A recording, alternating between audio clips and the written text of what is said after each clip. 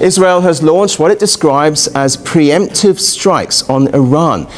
On February 28, 2026, the United States and Israel launched coordinated military strikes on Iran. The United States and Israel has launched a dramatic airstrike campaign targeting Iran, and Iran has responded with fire across the wider Middle East, hitting nuclear facilities and government infrastructure in what became the most significant direct military confrontation between the US and Iran in modern history. Within hours, Iranian-backed Houthi forces in Yemen, who had been relatively quiet for months after a ceasefire, announced they were preparing to resume attacks on commercial shipping in the Red Sea. And thousands of miles away in Africa, port managers, shipping companies, and government officials are trying to figure out how long their economies could survive if the world's most critical trade chokepoint became a war zone again. This is how a conflict in the Middle East is about to strangle Africa's economy for the second time in 3 years, and why the consequences this time might be even worse than before. Let's start with what's actually happening right now in February 2026, because the timeline is moving fast and every development matters. Throughout late January and February, the United States conducted its largest military buildup in the Middle East since the 2003 invasion of Iraq, deploying aircraft carriers, guided missile destroyers, EF-22 fighter jets to Israel, and positioning assets throughout the Persian Gulf. On February 28th, that buildup culminated in joint US-Israeli strikes on Iranian targets, including what sources described as attempts to neutralize Iran's nuclear program and key military infrastructure. Iran responded, though the full extent of casualties and damage is still being assessed as the conflict remains active. And critically for Africa, on February 11th, just weeks before the strikes, intelligence reports indicated that Houthis in Yemen were deploying missile platforms and digging tunnels near the Red Sea. Clear preparations for resuming attacks on commercial shipping lanes if tensions escalated further. So why does this matter for Africa? Because 12% of all global seaborne trade flows through a 26-kilometer-wide strait between Yemen and Djibouti called the Bab el-Mandeb. And when that chokepoint closes or becomes too dangerous to use, Africa pays an enormous price.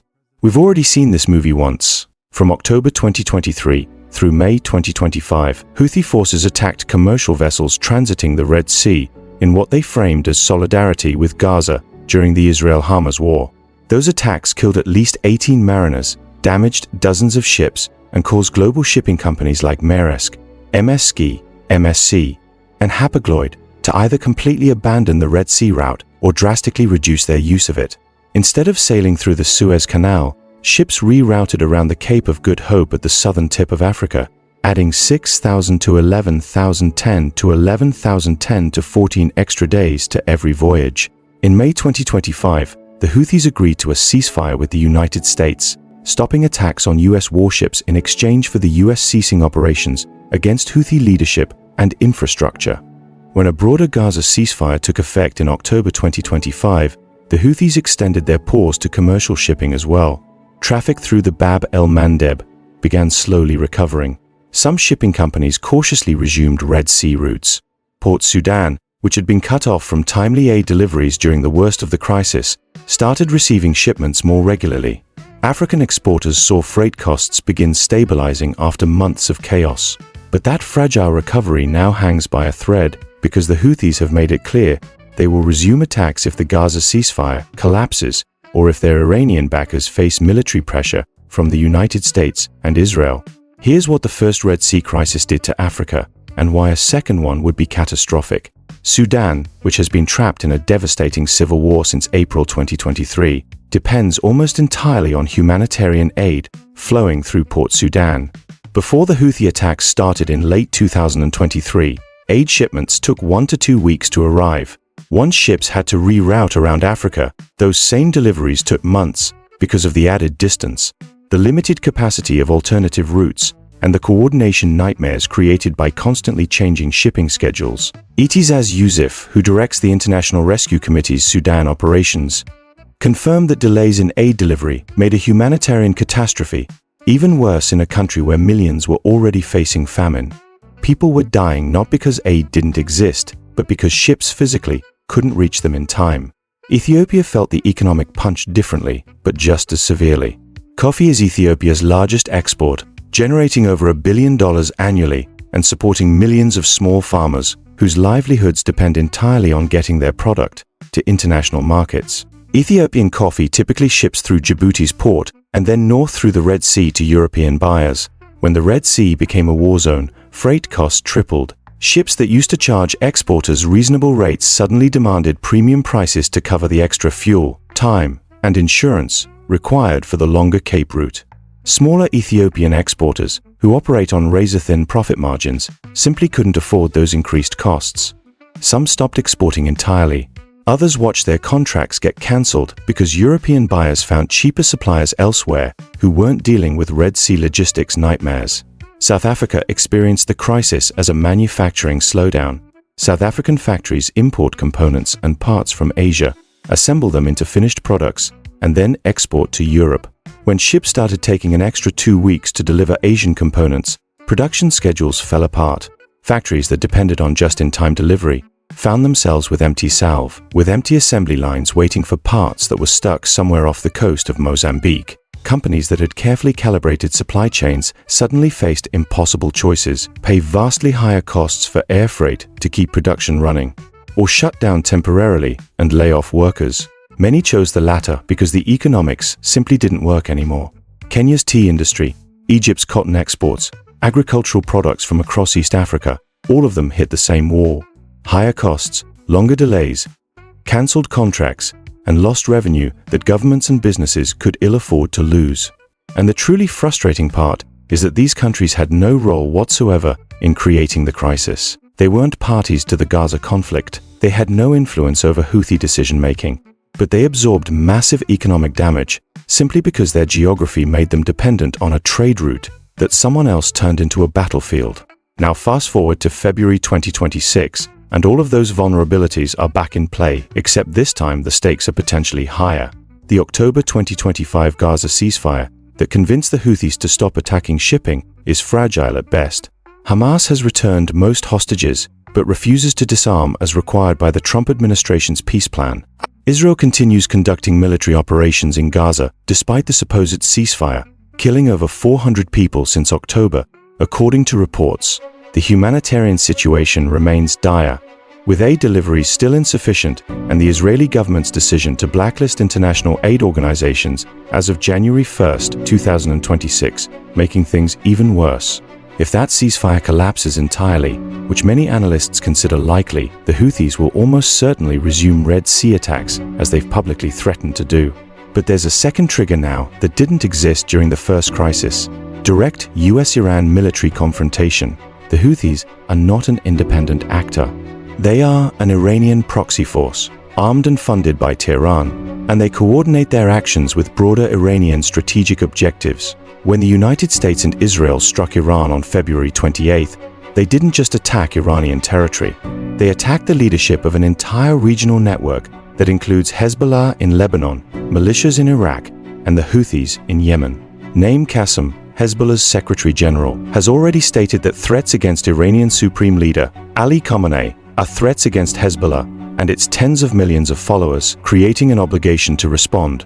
The Houthis have issued similar statements, positioning themselves as Iran's loyal allies, ready to act if called upon. This means that even if the Gaza ceasefire somehow holds, escalation between the US and Iran could independently trigger a resumption of Red Sea attacks, and the intelligence from February 11th showing Houthis deploying missile platforms and digging tunnels suggests they're not just making empty threats. They're actively preparing for renewed operations, positioning assets, and getting ready to strike commercial vessels if the regional situation continues deteriorating. So what does a second Red Sea crisis look like for Africa, and why would it be worse than the first one? Because the global shipping industry learned absolutely nothing from the first disruption, except that African trade isn't profitable enough to prioritize when routes get dangerous. During the 2023 to 2025 crisis, major shipping lines rerouted around Africa and simply accepted that East African exporters and importers would face higher costs and longer delays. There was no coordinated international effort to protect African trade specifically. There was no special compensation fund for countries whose economies got hammered through no fault of their own. Shipping companies made cold economic calculations about risk versus reward, and African routes lost every time. If the Red Sea closes again in 2026, that same dynamic will repeat, but with African economies already weakened from barely recovering from the first crisis. Ethiopian coffee exporters who managed to survive 2023 to 2025 by taking out loans or burning through savings don't have those reserves anymore. South African manufacturers who laid off workers during the first round of delays will have even less capacity to absorb a second shock. Sudanese civilians who are already on the brink of famine cannot afford months-long delays in aid shipments. The first crisis tested Africa's resilience. A second one could break it. There's also the issue of insurance and perception. Even if Houthi attacks are limited or sporadic, the mere threat of violence is enough to keep freight rates elevated and shipping schedules disrupted. During the 2023 to 2025 crisis, insurance companies dramatically increased premiums for any vessel transiting the Red Sea, and those costs got passed directly to whoever was shipping goods. In some cases, insurers flat out refused to cover Red Sea voyages at any price, forcing ships to take the longer Cape route regardless of whether attacks were actually happening at that moment. The same pattern will repeat if tensions escalate in 2026, meaning that Africa could face economic strangulation even if Houthis don't fire a single missile, simply because the shipping industry decides the risk isn't worth taking. And here's the brutal irony of the situation. The Cape of Good Hope route that ships use when avoiding the Red Sea goes directly past Africa.